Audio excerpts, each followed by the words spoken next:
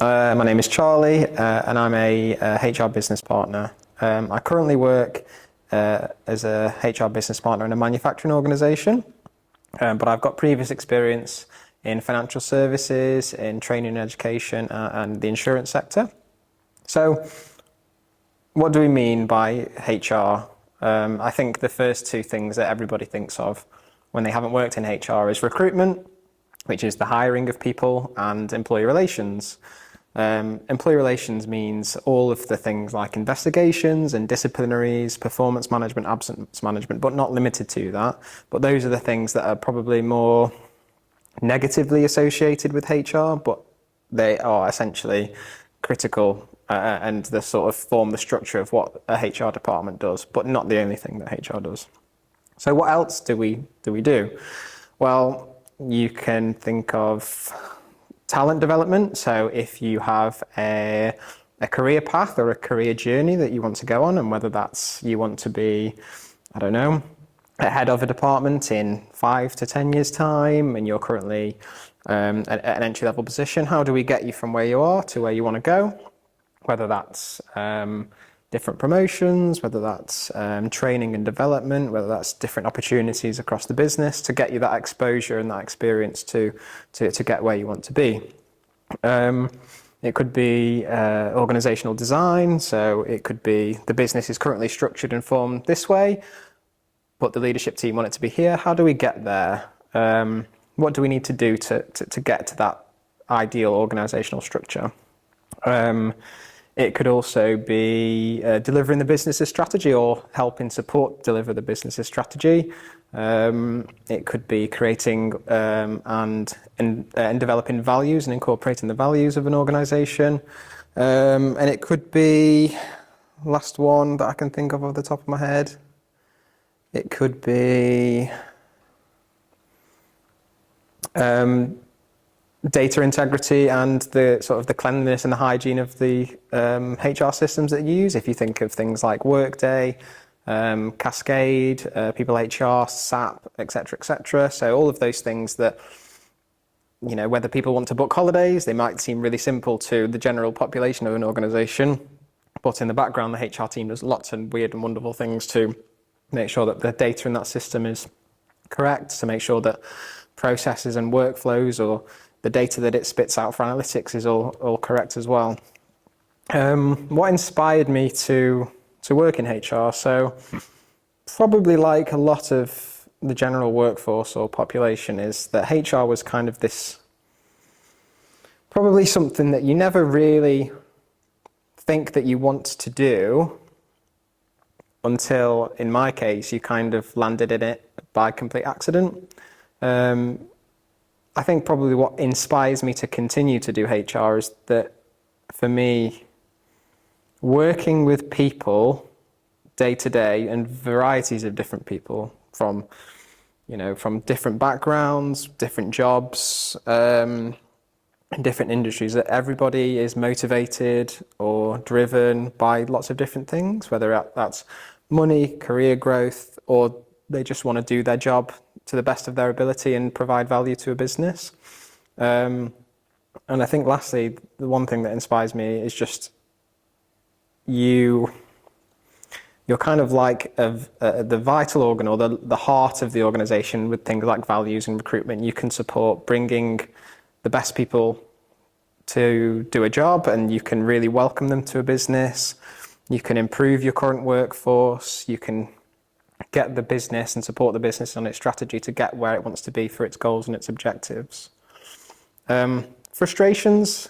My frustrations about working in HR are probably not necessarily doing the job day to day, but probably the perception of other people.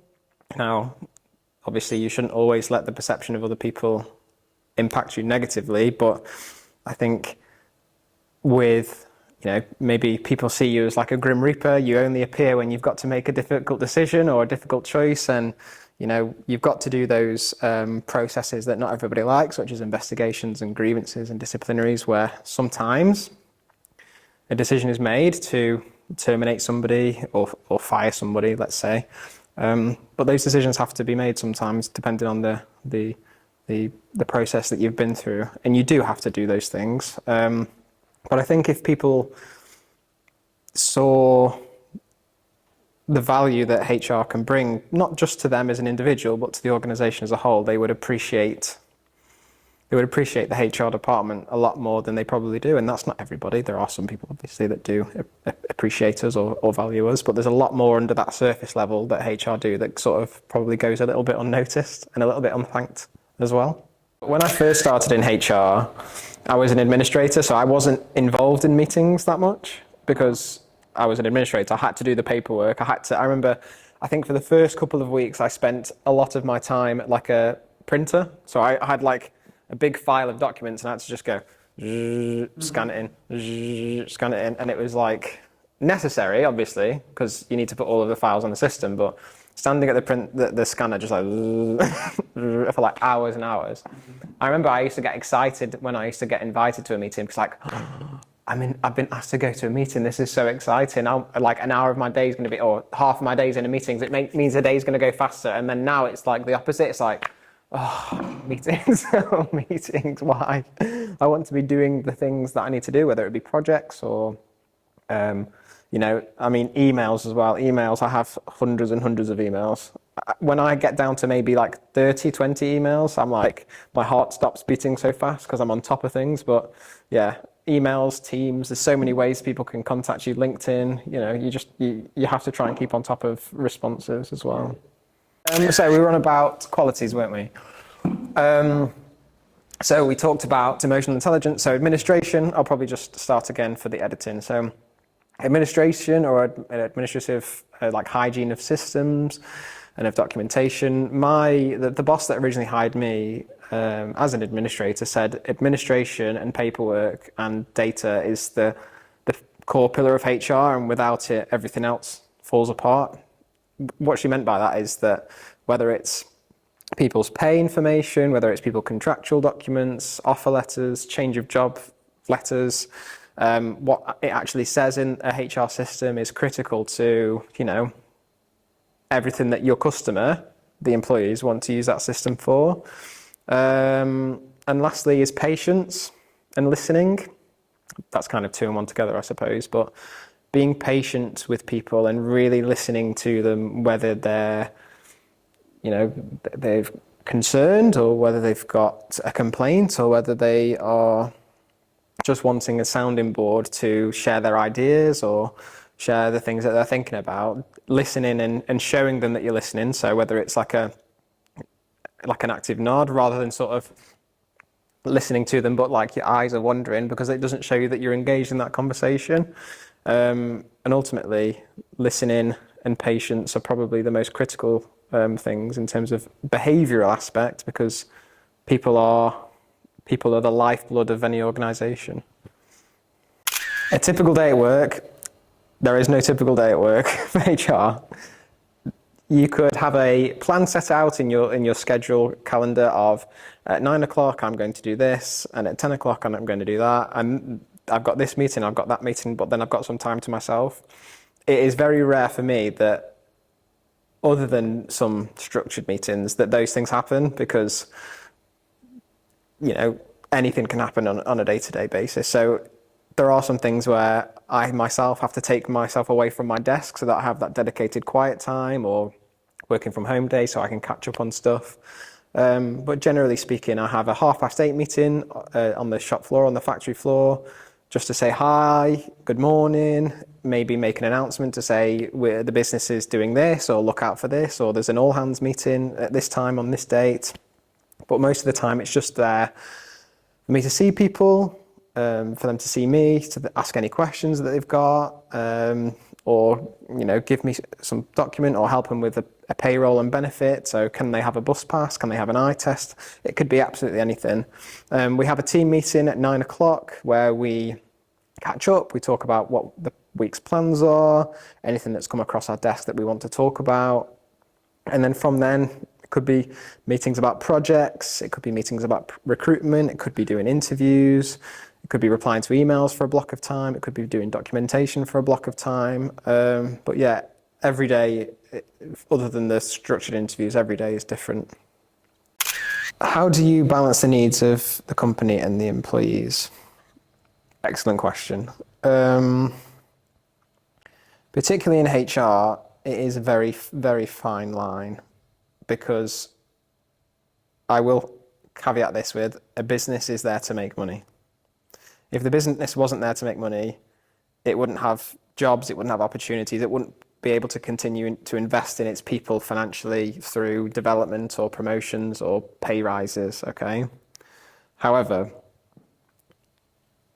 to make those employees want to continue working there and to want to support the business on its objectives, on its strategy, and continue that growth, you have to make sure that they feel supported, that they feel valued, that they're engaged in anything from, we have this target and we need all of your help to get there, whether that's somebody making the product, whether that's somebody in the finance team paying the invoices, whether that's somebody in the sales team who is knocking on doors, not literally, but figuratively, calling customers to sell those products. If they're motivated because they enjoy working there, they'll do the rest for you. Again, a big caveat is if there are people that are underperforming, whether it's that they can't because they're not capable or they don't understand or they need training, HR and the business can support that. Or if there are people that are just not quite capable to do the job they're in, maybe they can do a different job, or maybe they will never pick up the job they're doing. To wrap that all up together is to make a decision or to deliver a process with morals, with the company's values, but do it fairly and consistently. And although sometimes it leads to a difficult decision, and whether that's a separation from the business or a severance from the business, or on the other hand, it could be that applying that time, that effort and that focus can bring somebody who's maybe not feeling valued or struggling to do the job, it can bring them back up to the level, or even a high performer if you add that time and that value to that person. What trends or technologies are currently influencing my work? I think, just to start, before I go into the nitty-gritty, is that generally across all industries, there's an assumption that AI is going to take over and it's going to replace the human element of human resources. I don't necessarily see it that way, because right now I don't see it that way, because we do need to make things and we do need to pay our mortgages, we do need to make food, and we do need to make new products too, whether it's keeping people safer or new technologies or whatever it is. But I think if we see AI through the element of a tool rather than the thing that's going to save us and the thing that's going to take everything over, from a HR point of view, AI can help you with data, it can help you with analytics, it can speed things up for you, whether that's making content or whether it's making documentation or formatting things. I think it's one that we just need to keep an eye on for the moment. In terms of technology, for us, it's more about applicant tracking systems. So what do you see on the back end when somebody applies for a job, and how, whether it's from they applied in this place, somebody applied in this place, and somebody applied in this place, you can see all of that together in one technology platform. Another technology such as Workday, which is a HR platform, is critical because it's what your customers, and by HR customers, it just means the general employees, what they see, how they access things, whether it's seeing their pay slips, booking a holiday. If they can do that in a clear way, an accessible way, and an easy way, then everything else should be straightforward. Were there moments I wanted to quit, and why? Yes, but very early on. There's never a day where I think I don't want to do the thing that I'm doing, whether it's in the organisation or the actual job.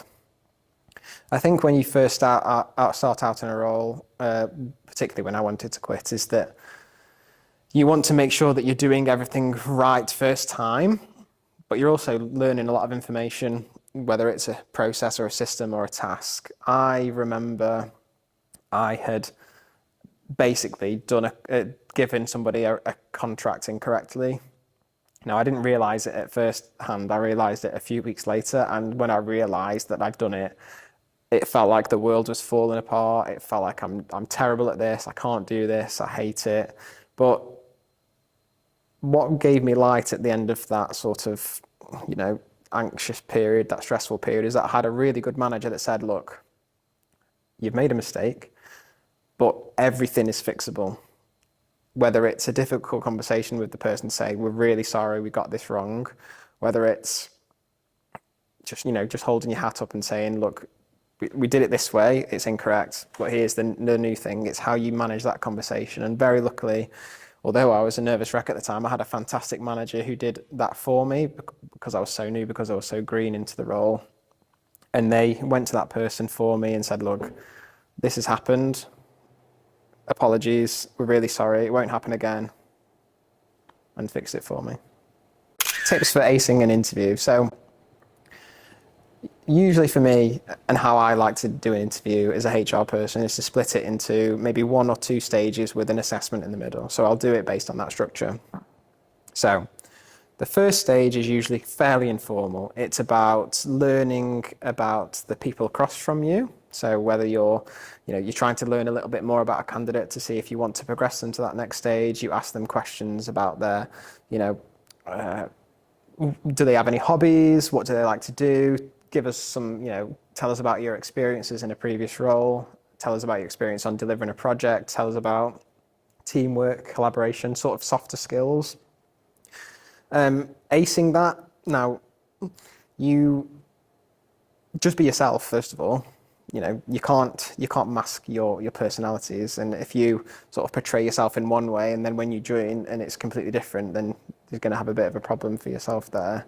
But ultimately, an interview is not just for them to offer you a job and see if you're the best person ever. It's also for you to see if that's the best place for you to work, or if that's, if you're going to fit into that organisation doing that job too. So be prepared and ask some questions back to them. So, do you like working here? Why do you like working here? Tell me about, what charity events or what social events that your organisation does. Tell me about how does the business manage transformation and how does it manage change? Because that happens a lot within organisations as well.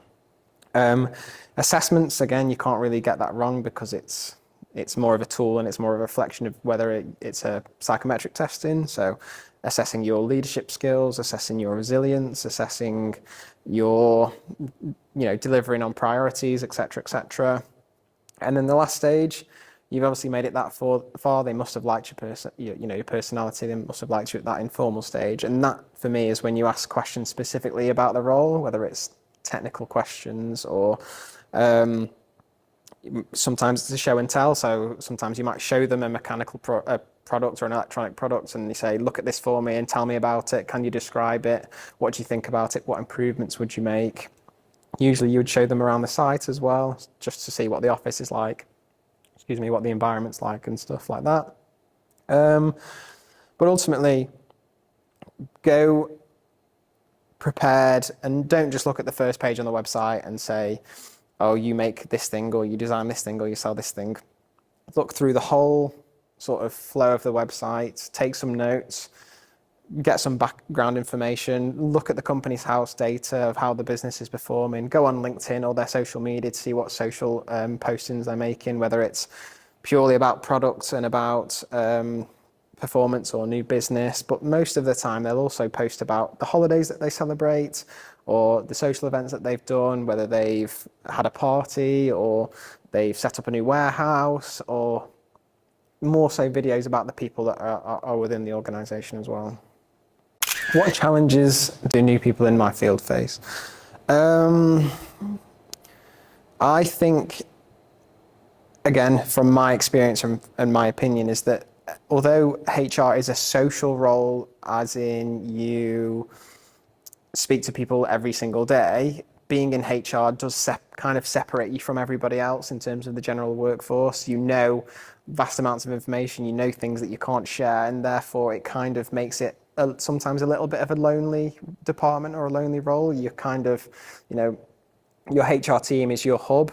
Now, if you're a HR person solo in an organisation, that can make it a really, really lonely role. And that's a challenge because you can't share your frustrations, you can't share some challenges that you've got with anybody else because you can't share that information of those challenges that you're having with people generally. I think another challenge is probably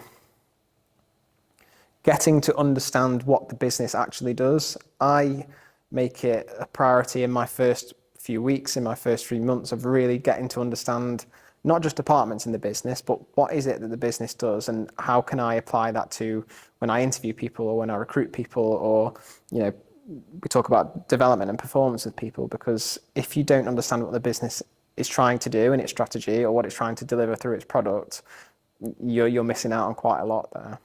How has my profession changed over the years?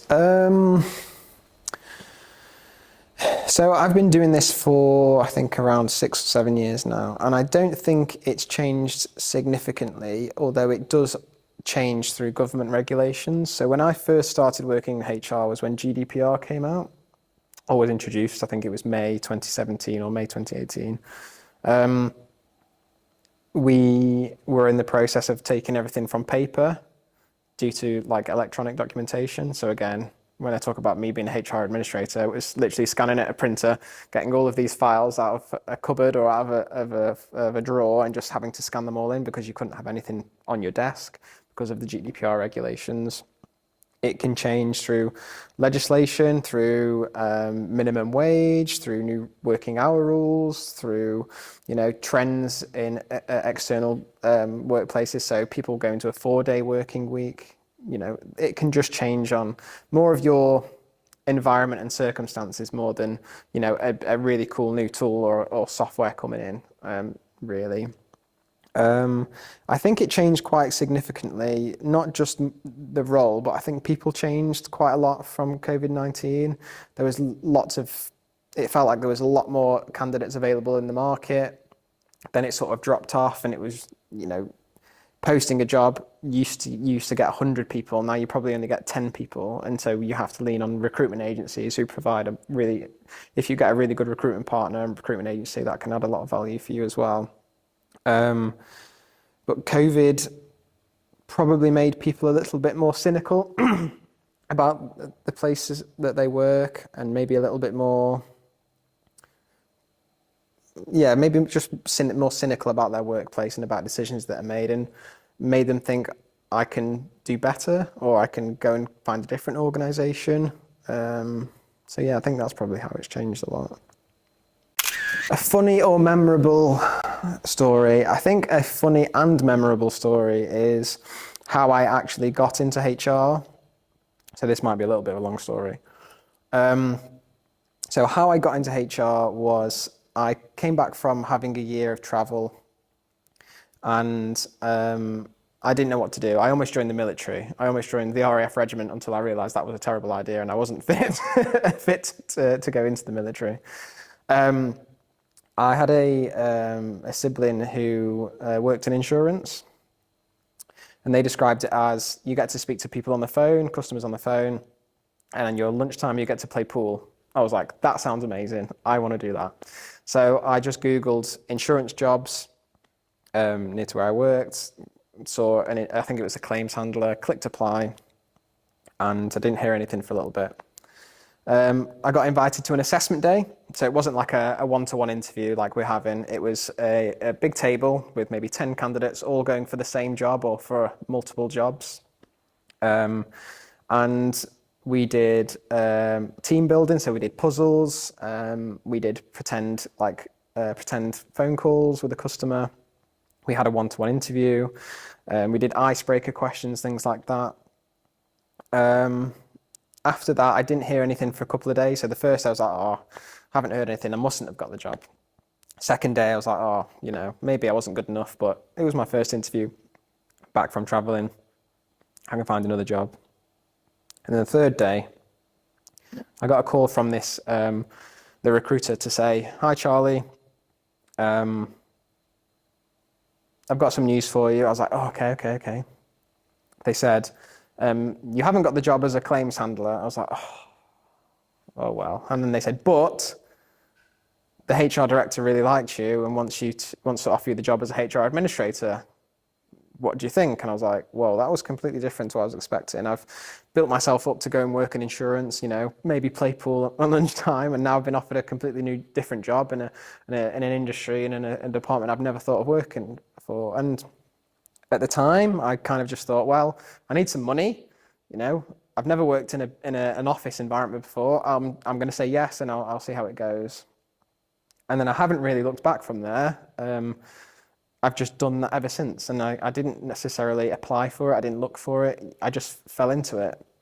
Now, I guess what's funny or memorable is that following being part of that assessment day, part of my role eventually became running those assessment days. So I had the experience of being a candidate to actually organising, developing, improving the assessment days, and I must have done the assessment days probably two or three Fridays in every month, and welcoming people to the business, getting them to meet people, and really refining that assessment day process out. If I could change anything about my profession, what would it be? Again, I did say at the start that you shouldn't always listen to or take into account the opinions of others, but I do think I wish I could change how other people see HR. When you tell people that you meet that you work in HR, they kind of tut at you and go, "Oh, you must be the most boring person ever." Or if you go and speak to people, they crack jokes about HR. I think if they really saw, or maybe if they needed to be better communicated, the value that HR brings, it's not just the hiring and firing, so to speak. There's a lot more value that the HR team brings just under that surface level. But again, it's about how do you communicate that? Do you want to say, oh, but I did this, and this? No, you don't really want to be that kind of person. So I think if people saw the value more of HR and understood what HR did, so that they maybe would approach you a little bit differently about your career choice. Because if somebody says, I work in sales, like, oh, sales, that's cool. Or I work in IT, like, oh, right, okay. Have you tried turning it off and on again? Stuff like that. It's a little bit more jovial, but yeah, HR seems to get a bad rap. Have I told people that they're fired? Yes, I have. I must admit, I don't find any joy in it, and I don't think anybody really should. But ultimately, if it did come to that conclusion based on a process or a decision, as long as you communicate that clearly, and you have, in your heart, you've gone through a fair process, a diligent process, and a transparent process, that you communicate that decision, why you've communicated that decision as clearly as possible, that's as good as you can do. Is it difficult for me to fire people? When I first was part of those meetings, or first sort of delivering that decision, it was difficult for me. I was so nervous, I was so anxious about doing it, which was probably visible from the person opposite me. Is it difficult for me now? There is an element that's still, because you don't enjoy it, in that way it is difficult. But in terms of having to actually say it, I don't find that difficult, no.